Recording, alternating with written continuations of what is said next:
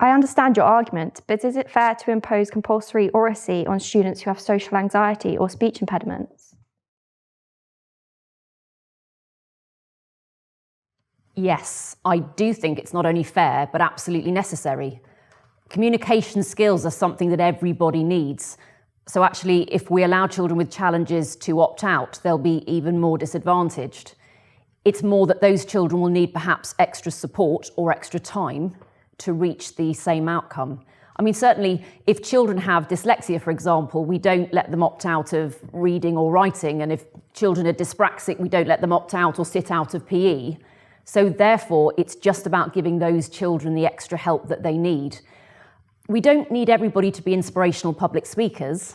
It's about more that we're giving people communication skills, the ability to start a conversation, speak to people, offer a view, seek help. These are fundamental skills that everybody needs to not only survive, but I would say to thrive.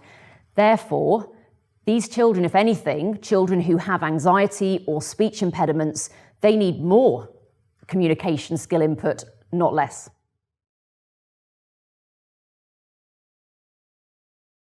When you say compulsory oracy in all schools, do you mean all state schools or private and special schools as well? All schools would mean all schools. I mean, certainly in private schools or special schools, they do have the ability to follow some of their own curriculum, but there are certain priorities across the whole curriculum, for example, literacy and numeracy. So if oracy is going to be seen in the same vein, then that would need to be part of a compulsory curriculum as well. So perhaps how an oracy curriculum is taught would be negotiable, but having an oracy curriculum would be non-negotiable.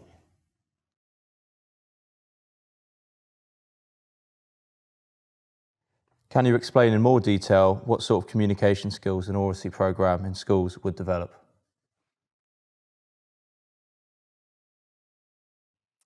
Yes. And I would like to take this opportunity to stress again that oracy is not just about public speaking or presenting.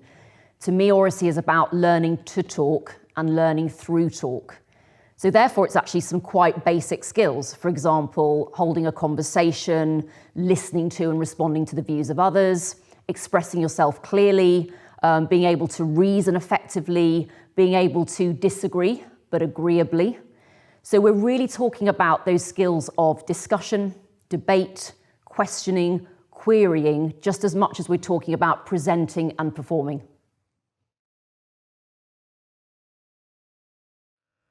Could this idea be taken further to include a compulsory qualification in oracy skills alongside English language and maths?